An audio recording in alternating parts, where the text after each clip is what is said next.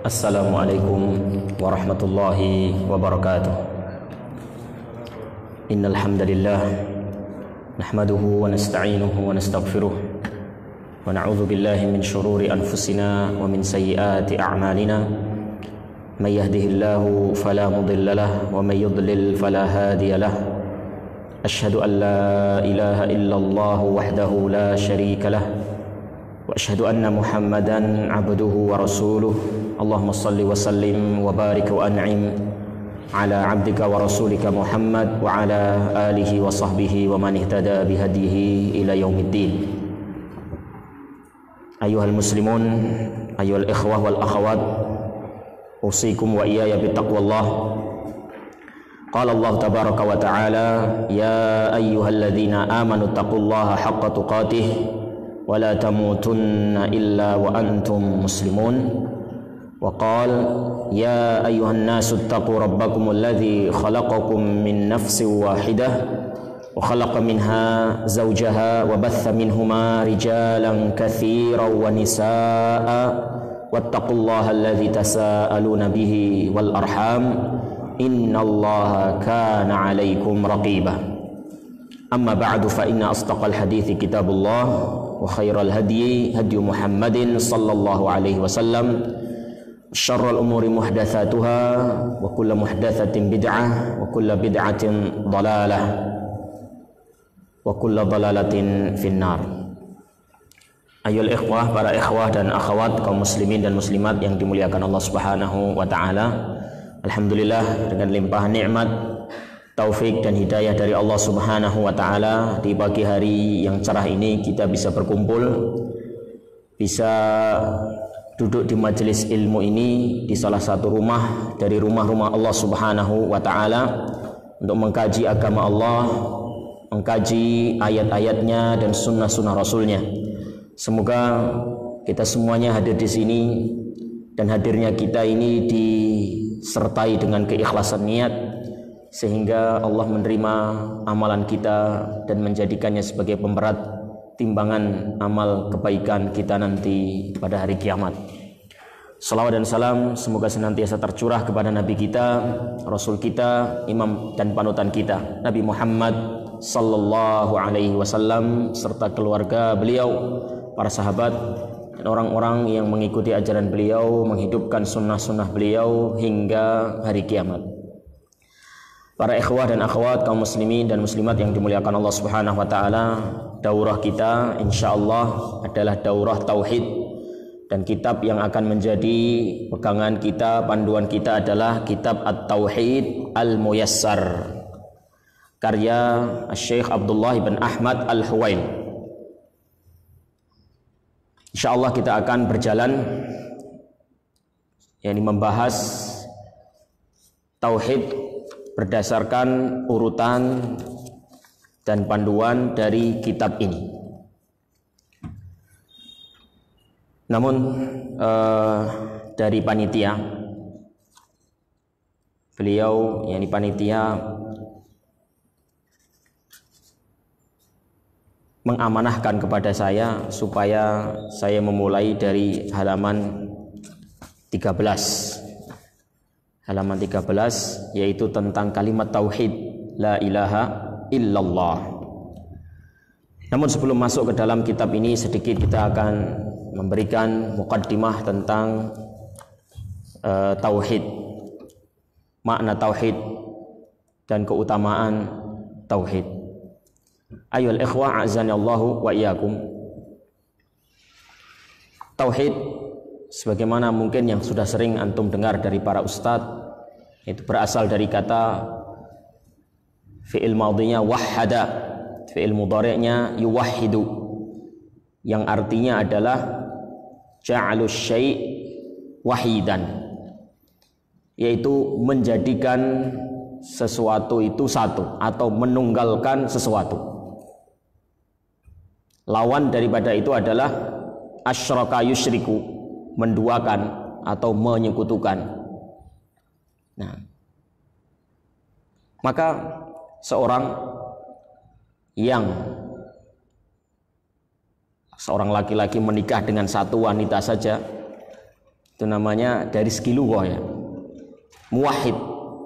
Karena dia menunggalkan istrinya.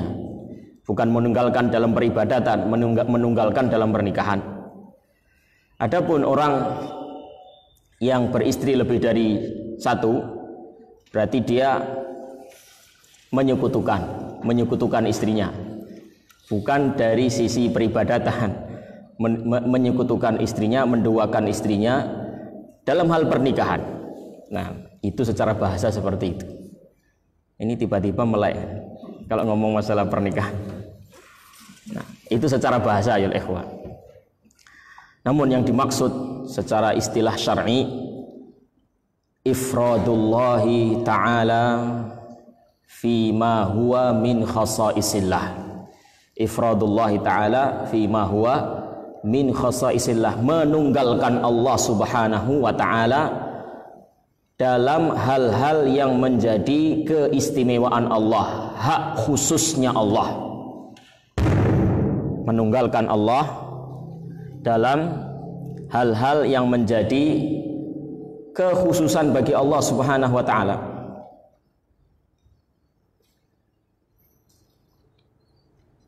Dan lawannya yaitu syirik, ya tinggal membalik saja.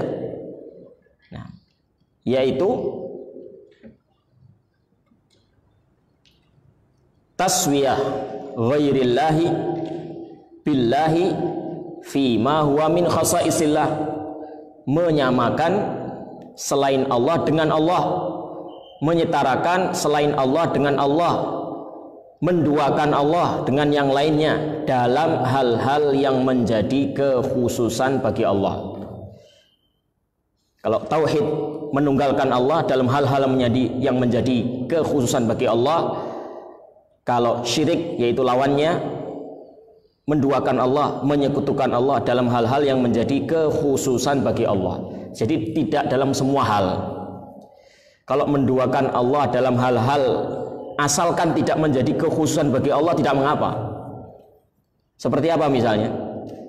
Ya, banyak di antara kita yang menduakan Allah, menyekutukan Allah, tapi tidak semua menduakan Allah atau menyekutukan Allah otomatis syirik. Nah, ini yang syirik itu adalah hal-hal yang menjadi kekhususan Allah, hak istimewa Allah. Contohnya apa? Seorang mendoakan Allah Subhanahu wa ta'ala tapi tidak syirik. Mencintai. Nah, mencintai tapi bukan kecintaan ibadah. Kita cinta kepada Allah, tapi kita juga cinta kepada selain Allah. Cinta anak, cinta istri, ya, yang ibu-ibu yang mencintai suaminya. Jadi ada yang kita cintai selain Allah Subhanahu wa ta'ala. Kemudian kita mengagungkan Allah. Nah, kita juga mengagungkan selain Allah, orang tua kita, atasan kita, kita hormati. Nah, jadi yang dimaksud tauhid itu menunggalkan Allah dalam hal-hal yang memang menjadi istimewanya Allah, kekhususan Allah. Nah, syirik juga demikian, kebalikannya, menduakan Allah dalam hal-hal yang memang kekhususan bagi Allah yang tidak boleh diberikan kepada siapapun. Nah, apa kekhususan Allah itu? Ini yang menjadi inti pembahasan tauhid. Kekhususan Allah Subhanahu wa ta'ala itu ada 3, yaitu status sebagai Rabb. Itu yang pertama. Status Allah Subhanahu wa ta'ala sebagai Rabb itu adalah status yang menjadi kekhususan Allah Subhanahu wa ta'ala. Apa yang dimaksud dengan Rabb? Al-Khaliqu, Al-Mudabbiru, Ar-Raziqu, Al-Muhyi, Wal-Mumit. Yang menciptakan, yang memberi rezeki, yang mengatur semua urusan, yang menghidupkan, yang mematikan. Itulah Rabb. Artinya kita menganggap, meyakini, mengimani bahwasannya Allah adalah satu-satunya Rabb. Tidak boleh kita menganggap selain Allah sebagai Rabb. Jadi ini status Allah sebagai Rabb ini harus kita tunggalkan, kita berikan pada Allah saja status ini. Nah, ini dikenal dengan hak yang pertama, ini dikenal dengan rububiyah. Status Allah sebagai Rabb, rububiyah. Kalau dalam bahasa Arab ada ab, bapak. Sifat kebapaan namanya ubuwah. Ada ibu. Sifat keibuan umumah. Ada untha, wanita. Sifat kewanitaan unuthah. Ada laki-laki, zukur. Sifat kelelakian zukurah. Ada apa lagi ya? Dan seterusnya. Nah, ini Rabb. Sifat Rabb rububiyah. Itulah selama ini antum belajar tauhid rububiyah, tauhid uluhiyah, itu sebenarnya ini, yakni menunggalkan status Rabb untuk Allah Subhanahu wa taala. Menunggalkan Allah dalam hal statusnya sebagai Rabb. Artinya antum tidak boleh memberikan status Rabb ini kepada selain Allah Subhanahu wa taala. Kemudian yang kedua ayol ikhwah adalah status Allah sebagai al-ilah, ilahun wahid. Apa itu ilah? Al-ilah artinya al-ma'bud, yang diibadahi, yang disembah. Beda enggak Rabb dan ilah? Beda. Kalau Rabb sebagaimana yang kita sebutkan tadi, yang menciptakan, yang menghidupkan, yang mematikan, yang mengatur alam semesta ini, yang mengendalikan semua kehidupan, itu Rabb. Ya, sebenarnya ilah itu antara ilah dan Rabb itu adalah sesuatu yang mutalaziman. Yani artinya kalau kita menunggalkan Allah sebagai Rabb, ya harusnya kita pun menunggalkan Allah Subhanahu wa taala sebagai ilah. Cuma karena ada orang kelompok yang tidak begitu, maka para ulama merinci, ada rububiyah, ada uluhiyah.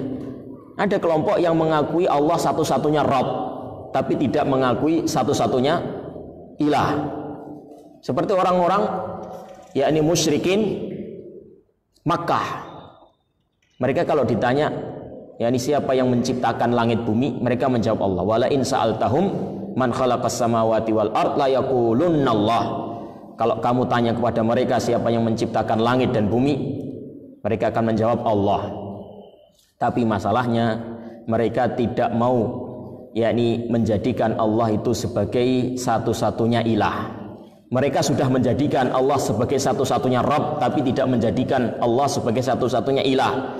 Mereka punya ilah yang banyak, alihah, ya, ada Lata, ada Uzza, ada Manat, berhala-berhala. Itu tandingan selain Allah, ilah-ilah mereka. Nah, jadi hak istimewanya Allah, hak khusus Allah yang kedua apa ya, ikhwan? Hak sebagai ilah. Tidak ada yang boleh menyandang hak ini kecuali Allah saja, status sebagai ilah. Nah, ini dikenal dengan uluhiyah. Uluhiyah. Hak sebagai ilah, uluhiyah. Makanya ada tauhid rububiyah, ada tauhid uluhiyah. Adapun yang ketiga ayol ikhwah, hak Allah Subhanahu wa taala adalah nama-nama dan sifat-sifatnya. Gak ada yang setara dengan Allah, sama dengan Allah dalam hal nama-nama, sifat-sifat dan perbuatan-perbuatannya. Laisa kamitslihi syai'un wa huwas samiul basir. Tidak ada yang setara dengan Allah, yang serupa dengan Allah, dan dia maha mendengar lagi maha melihat. Walam yakul lahu kufuwan ahad. Tidak ada satupun yang setara dengan Allah Subhanahu wa ta'ala. Sifat-sifatnya, nah, Allah qadir, Allah Rahim, Allah Rahman, Allah Aziz, Allah Jabbar, Allah Razzaq. Itu adalah sifat-sifat Allah Subhanahu wa taala, nama dan sekaligus sifat-sifat Allah yang tidak ada satupun di antara makhluknya yang setara dengan Allah Subhanahu wa taala. Siapa yang mengatakan bahwasannya makhluk melihat, Allah melihat dan melihatnya sama? Nah, siapa yang mengatakan Allah mendengar, makhluk mendengar dan mendengarnya sama? Mendengarnya makhluk dan mendengarnya Allah sama. Maka dia telah menyetarakan selain Allah dengan Allah Subhanahu wa taala. Adapun madhabnya Ahlus Sunnah wal Jamaah adalah yang terangkum dalam ayat laisa kamitslihi syai'un wa huwas samiul basir. Nah, Allah itu Maha mendengar, Maha melihat, tapi enggak ada yang semisal dengan Dia. Kalaupun makhluk mendengar, kalaupun makhluk itu melihat, tapi tidak sama melihatnya makhluk dengan melihatnya Allah Subhanahu wa taala. Demikian itu secara ringkas makna tauhid. Adapun keutamaan tauhid ayyuhal ikhwah azani Allah wa iyyakum banyak sekali. Namun saya cukupkan dengan beberapa poin yang terpenting. Yang pertama ayyuhal ikhwah, tauhid itu adalah tujuan Allah ciptakan jin dan manusia. Jadi kalau kita ini merenung tentang kehidupan ini, kenapa sih saya diciptakan? Kenapa sih saya ada? Kenapa sih saya hidup? Kenapa bapak saya juga hidup? Dihidupkan oleh siapa dan untuk apa? Kenapa ada istri saya? Kenapa ada anak saya? Semuanya hidup. Saya juga hidup, istri saya hidup, teman-teman saya hidup. Kok ada kehidupan? Ini untuk apa sebenarnya? Jika Anda mulai merenung seperti itu, maka jawabnya adalah Anda hidup ini untuk mentauhidkan Allah. Firman Allah Subhanahu wa taala surat Az-Zariyat ayat 56, "Wa ma khalaqtul jinna wal insa illa liya'budun." Tidaklah aku ciptakan jin dan manusia kecuali untuk menyembahku. Tidaklah aku ciptakan jin dan manusia kecuali untuk menyembahku. Ini intinya hidup itu untuk menyembah Allah. Adapun selain penyembahan itu bukan inti. Anda bekerja sarana saja. Anda cari harta sarana supaya Anda bisa menegakkan tugas utama Anda, yaitu menyembah Allah Subhanahu wa taala. Dan dinukil yakni dari para salaf, tafsir makna ya'budun, menyembahku, adalah yuwahhidun. Wa ma khalaqtul jinna wal insa illa liya'budun ay yuwahhidun.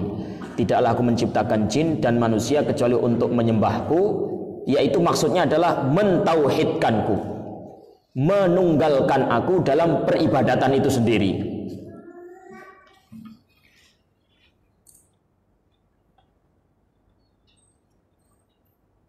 Tafsiran ini banyak sekali diriwayatkan, dinukil dari kaum salaf. Di antaranya yang menukil adalah Al-Imam Al-Bukhari di dalam sahihnya dan Al-Imam Al-Qurtubi di dalam tafsirnya.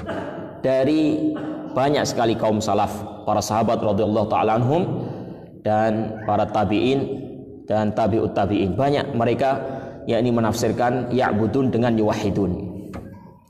Memangnya apa hubungan menyembah dan tauhid? Sehingga para salaf itu mengartikan menyembah Allah artinya adalah mentauhidkan Allah. Beribadah kepada Allah maksudnya adalah mentauhidkan Allah. Kenapa? Hubungannya apa beribadah dan bertauhid? Hubungannya sangat erat sekali ayyuhal ikhwah. Ibadah yang paling besar adalah tauhid. Itu yang pertama, hubungan pertama. Hubungan kedua, ibadah kalau tidak ada unsur tauhidnya nol, sama kayak tidak ibadah. ibadah tapi tidak bertauhid. Maksudnya bagaimana?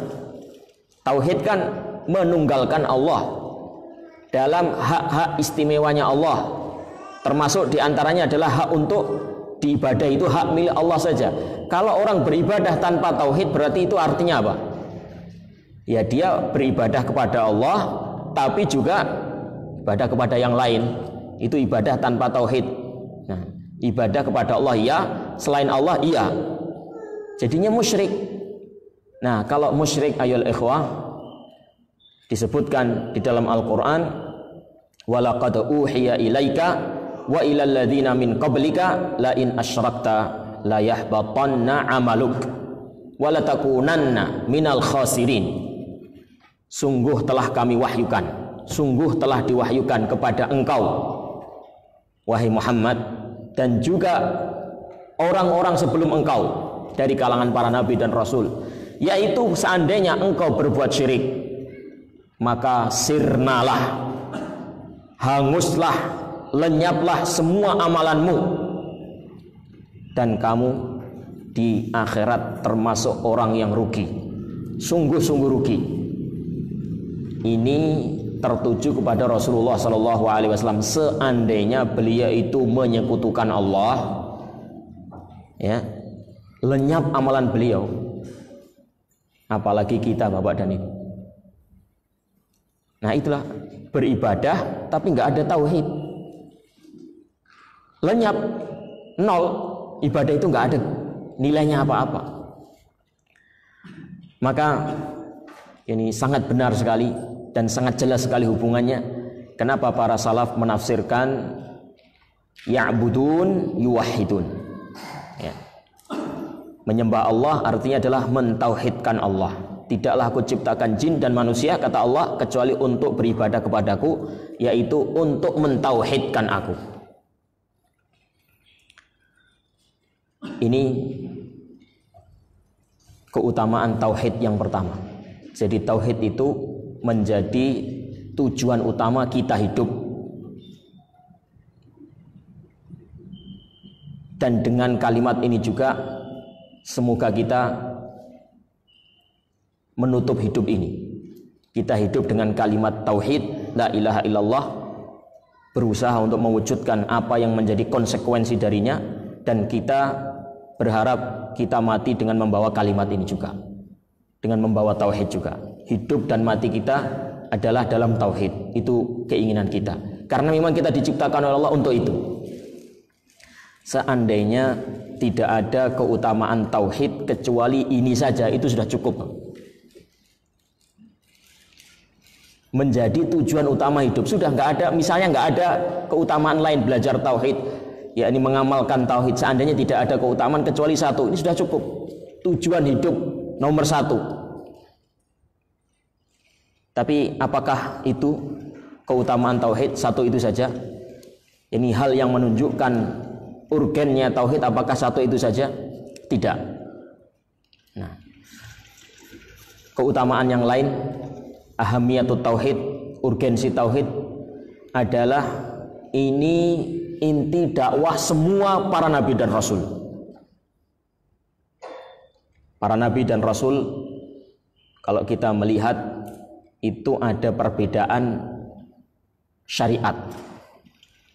Nabi Muhammad berbeda syariatnya dengan Nabi Musa, dengan Nabi Isa, dengan nabi-nabi sebelumnya. Nabi Muhammad SAW, syariat beliau itu ghanimah, perang boleh, halal dimakan, halal diambil. Tapi Nabi terdahulu enggak.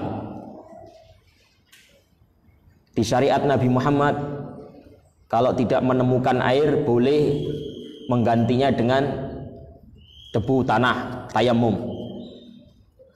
Di syariat Nabi terdahulu enggak. Di syariatnya Nabi Muhammad tidak boleh menikah dengan saudara sendiri, ya, saudara kandung, enggak boleh menikah dengan saudara kandung. Tapi syariatnya Nabi Adam dulu boleh. Ya, memang manusia, enggak ada siapa-siapa manusia itu, cuma Nabi Adam, istri beliau dan anak-anak beliau. Nah, ya mau enggak mau nikah, sama saudara sendiri. Nah, dibolehkan. Nah,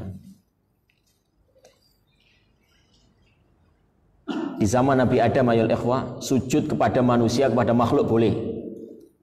Tapi bukan sujud penyembahan, sujud penghormatan, menghormati dengan cara sujud. Makanya malaikat disuruh bersujud kepada Adam. Wa idz qulna lil malaikati isjudu li adama fasajadu illa iblis. Ingatlah tatkala kami memerintahkan para malaikat untuk bersujud kepada Adam, maka mereka semuanya bersujud memberi hormat kepada Adam.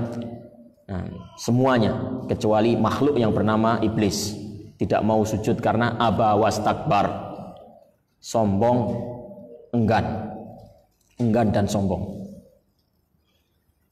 Berbeda dengan syariat Nabi Muhammad sallallahu alaihi wasallam. Enggak boleh sujud kepada makhluk. Lau kuntu amiran ahadan an asjuda la an yasjuda li ahadin la amartul mar'ah an tasjuda li zaujiha. Seandainya boleh aku perintahkan orang sujud ke orang, akan aku perintahkan istri sujud kepada suami. Seandainya boleh. Berarti kan enggak boleh. Jadi syariat para nabi itu berbeda-beda. Nah, tapi untuk masalah tauhid, menunggalkan Allah sama. Semuanya menyeru mengucapkan kalimat la ilaha illallah. Semuanya mengajak kepada kalimat la ilaha illallah.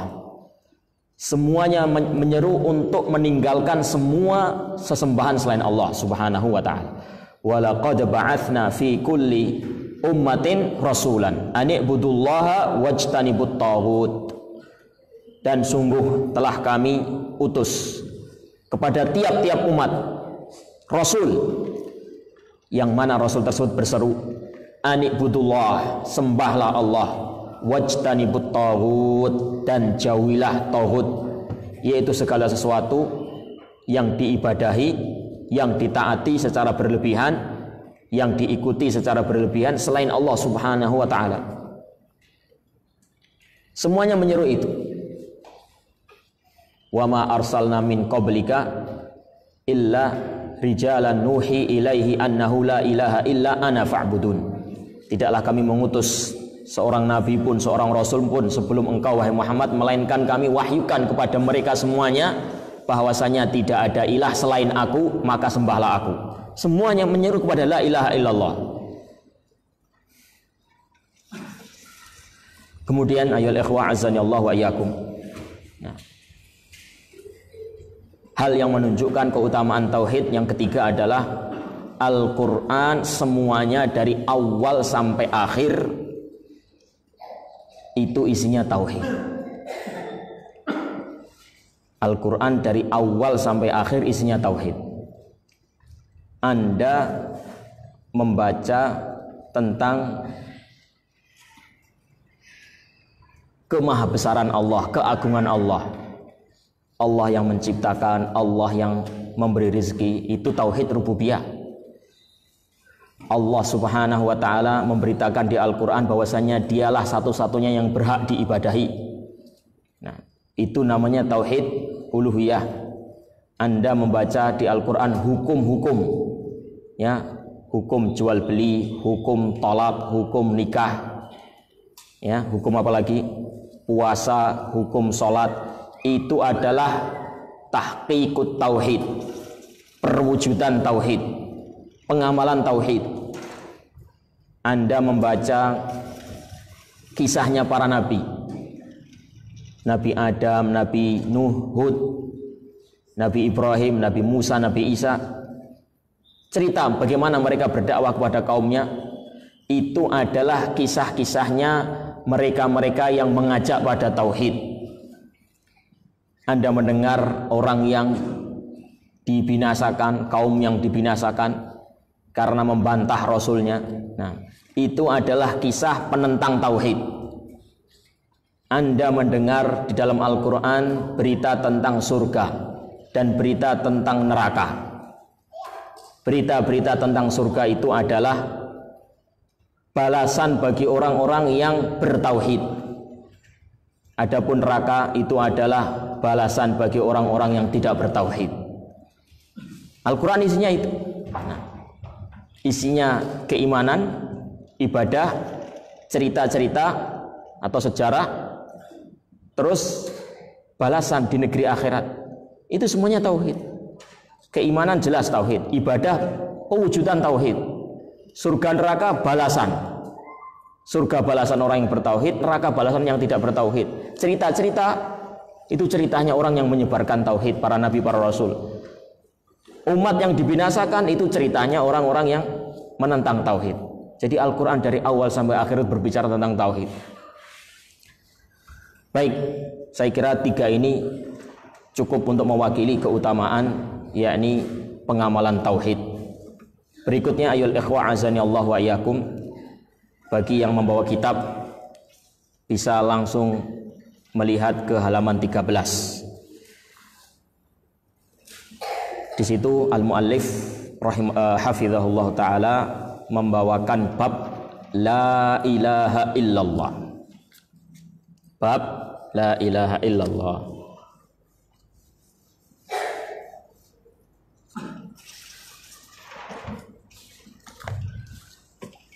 Kenapa dibawakan bab ini pada kitab tauhid? Apa hubungan tauhid dengan la ilaha illallah? Hubungannya jelas. Jawabnya jelas. La ilaha illallah itu kalimat tauhid. Nah, inti tauhid itu ya la ilaha illallah ini. Tidak ada ilah yang berhak diibadahi kecuali Allah. Nah, itulah tauhid. Makanya dibahas la ilaha illallah di sini. Baik, apa dalil? Dalil bahwasannya tidak ada ilah yang diibadahi, yang berhak diibadahi kecuali Allah. Dalil dari kalimat la ilaha illallah ini apa?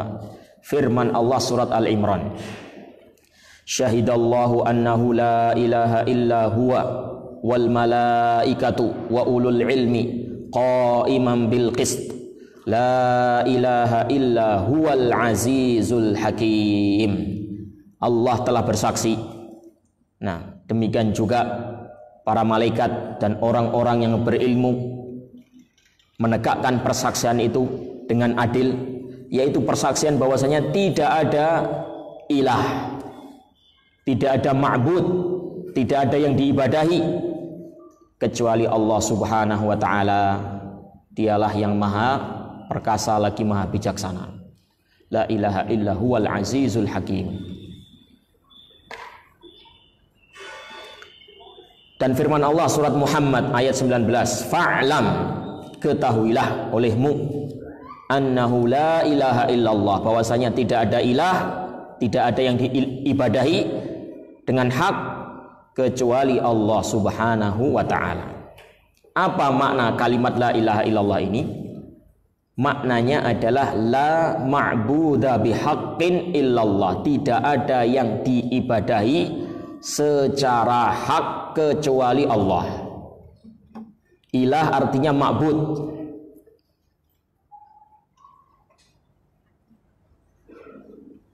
Bedakan dengan Rabb.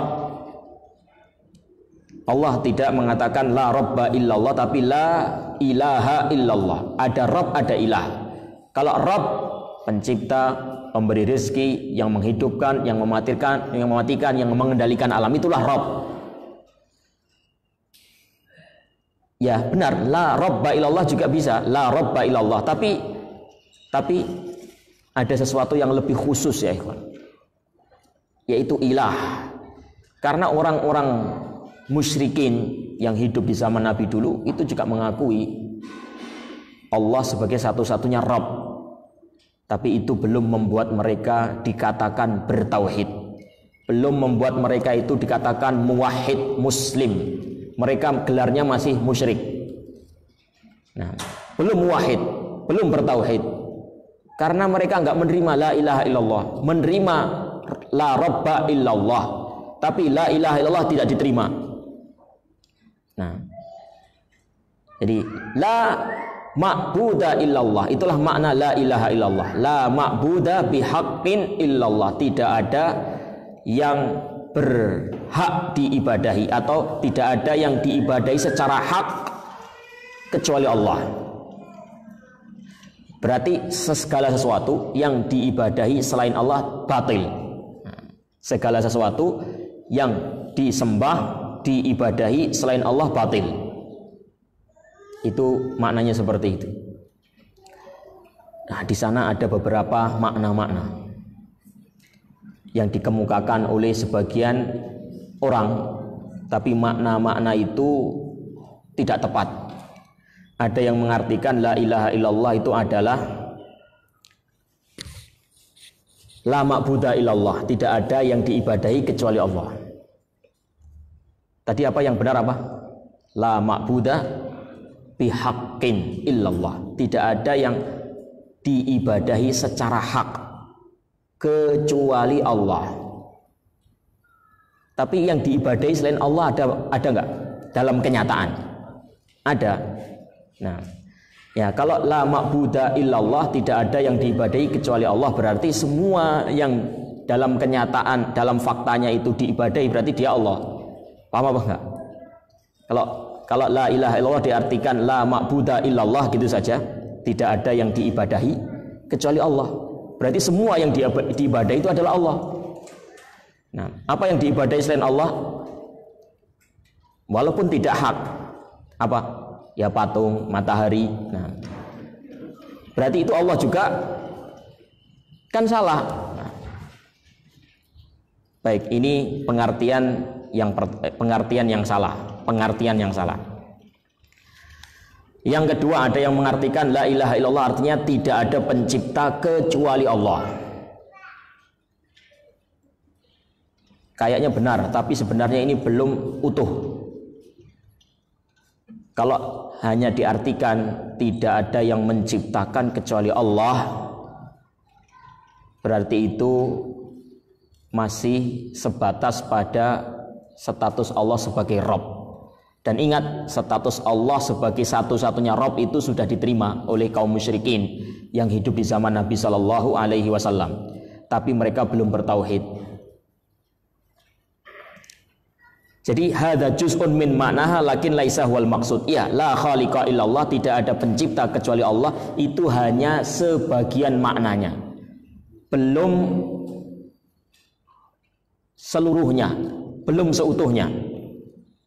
Sebab kalau makna la ilaha illallah itu adalah la khaliqa illallah, tidak ada pencipta kecuali Allah, ya nggak ada urusan dengan orang-orang kaum musyrikin. Ya. Jadi orang musyrikin sebenarnya sudah bertauhid, nggak perlu dibahas, tapi kan dibahas, didakwahi terus oleh Rasulullah Shallallahu Alaihi Wasallam. Itu berarti mereka itu belum cukup untuk mengakui Allah sebagai satu-satunya pencipta, belum cukup.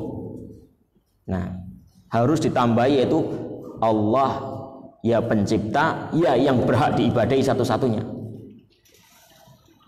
Ada lagi yang mengartikan la hakimiyata illallah, tidak ada hukum kecuali Allah, yang menetapkan hukum Allah.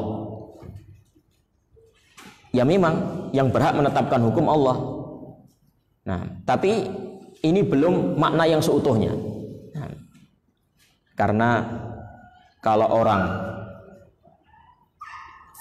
hanya menunggalkan Allah dalam masalah hukum, dia mengakui Allah satu-satunya yang menetapkan hukum, tapi dia masih menyembah selain Allah, itu belum bertauhid juga.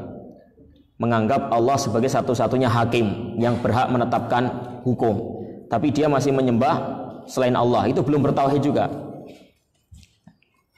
Ada juga yang mengartikan la ilaha illallah, la ilaha wajiba an yu'bad illallah, tidak ada Tuhan yang wajib disembah kecuali Allah. Tidak ada Tuhan yang wajib disembah kecuali Allah. Coba yang satu ini benar apa salah kira-kira? Kalau benar kenapa? Dan kalau salah juga kenapa? Tidak ada yang wajib disembah kecuali Allah. Sepintas mendengar ini kayaknya benar, tidak ada yang wajib disembah kecuali Allah. Benar, Pak? Hah? Pemahaman kata ini benar apa enggak? La ilaha illallah, tidak ada yang wajib disembah kecuali Allah. Salah apa benar? Salah. Kenapa salahnya?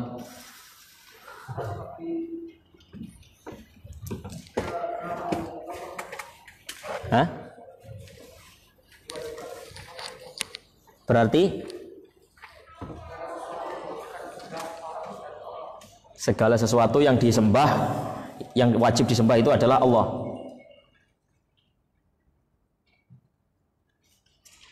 Jawabannya benar, bahwasanya kalimat itu salah.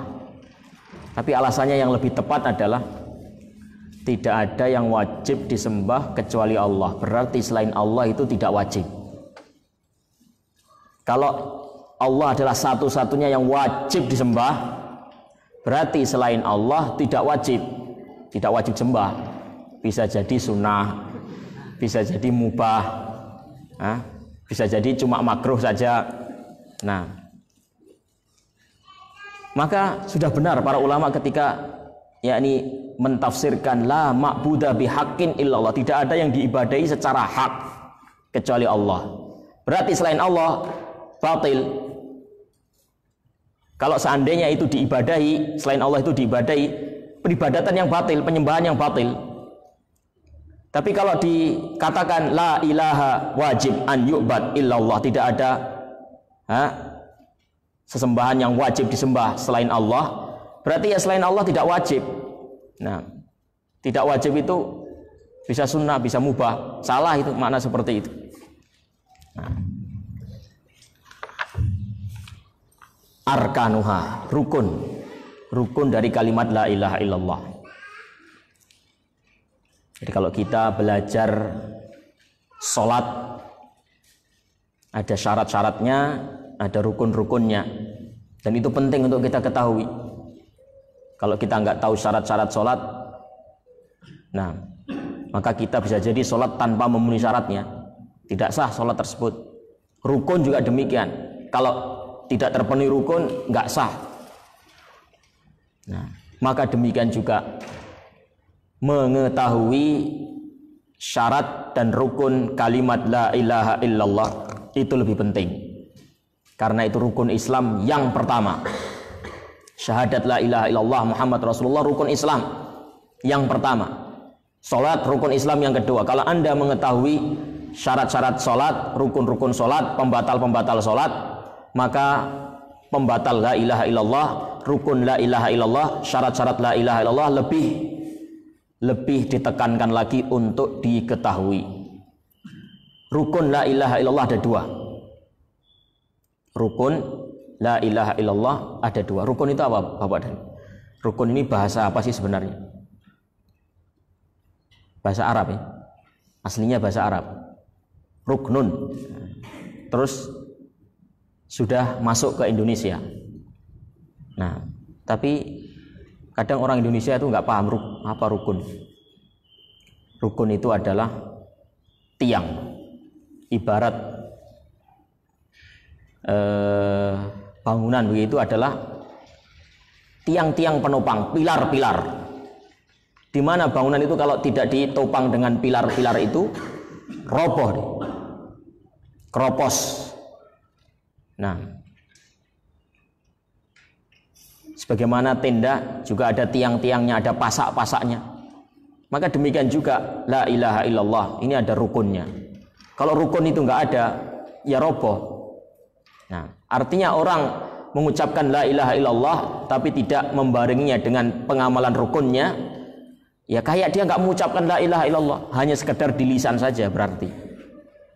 Rukun yang pertama Bapak dan Ibu, nafyun, yaitu menolak, menafikan, penolakan segala sesuatu yang diibadahi selain Allah, yakni an tanfil ibadah an kulli ma yu'bad min dunillah. Engkau menolak semua bentuk ibadah, ya, semua bentuk peribadatan kepada selain Allah. Ini rukun yang pertama. Rukun yang kedua, isbat, menetapkan, yaitu Anda menetapkan ibadah itu untuk Allah saja. Setelah Anda tolak ibadah-ibadah dari selain Allah, peribadatan kepada selain Allah, Anda tetapkan ibadah itu untuk Allah saja. Nah, itu bedanya. Nah, itu yakni beda antara nafyun dan itsbat. Nafyun penolakan, nah, pengingkaran itu adalah cerminan dari penggalan kata yang pertama, la ilaha, tidak ada ilah. Tidak ada ilah. Anda menolak semua ilah. Nah, kemudian itsbat adalah cerminan atau perwujudan dari penggalan kata yang kedua, illallah, selain Allah. Tidak ada ilah kecuali Allah, yaitu Anda tetapkan hanya Allah saja. Ini harus ada dua-duanya. Harus ada dua-duanya.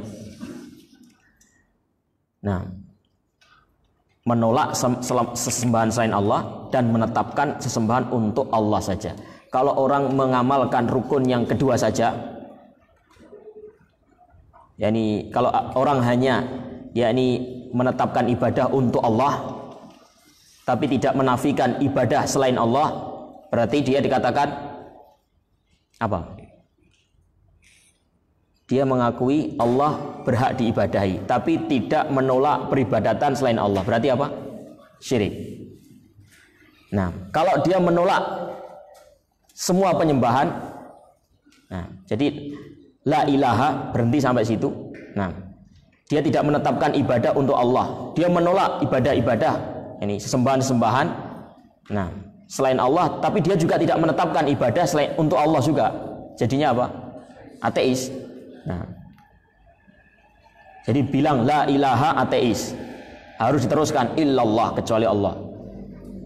Memberikan ibadah untuk Allah, untuk selainnya Allah juga musyrik. Nah, maka dua-duanya harus terpenuhi.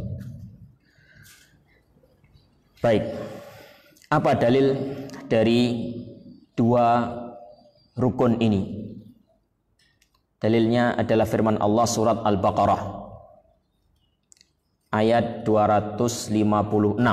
Allah berfirman, "Famay yakfur bit-taghut wa yu'min billah faqad istamsaka bil urwatil wuthqa." Siapa yang kufur kepada taghut dan beriman kepada Allah, sungguh dia telah berpegang pada tali yang amat sangat kuat. Berpegang pada pegangan yang kuat. Siapa yang kufur kepada taghut, mengingkari selain Allah, peribadatan selain Allah, dan beriman kepada Allah. Nah, yang pertama ini adalah penolakan, pengingkaran. Wa famay yakfur bit-taghut, siapa yang mengingkari taghut, ini nafyun, penolakan. Wa yu'min billah, dan beriman kepada Allah, ini adalah itsbat, penetapan. Faqadistamsaka bil urwatil wuthqa, maka dia telah berpegang pada tali yang amat kuat. Dalil yang berikutnya juga surat Az-Zukhruf ayat 26 sampai 27. Wa idz qala Ibrahimu li abihi wa qaumihi innani bara'um mimma ta'budun illa alladzi fatarani fa innahu sayahdin. Ingatlah ketika Ibrahim berkata kepada bapaknya dan kaumnya, sesungguhnya aku berlepas diri dari apa yang kalian sembah. Aku mengingkari, aku menolak, aku berlepas diri dari apa yang engkau sembah. Illalladzi fatarani, kecuali zat yang telah menciptakanku. Aku mengingkari apa yang kamu sembah, diingkari, kecuali yang menciptakan aku, yaitu Allah Subhanahu wa ta'ala. Fa innahu sayahdin, sesungguhnya dia akan memberi petunjuk kepadaku. Ini gabungan antara nafyun wa itsbat. Nah, menolak sesembahan selain Allah, terus menetapkan sesembahan untuk Allah.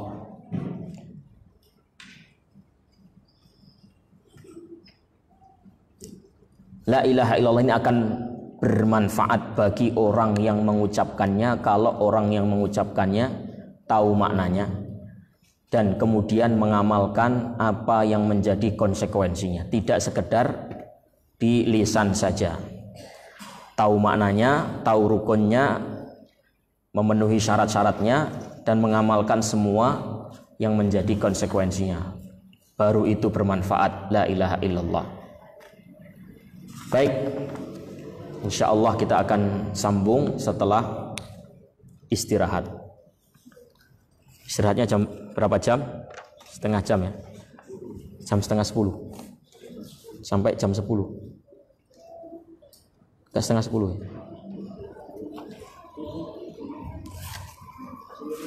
Sebentar.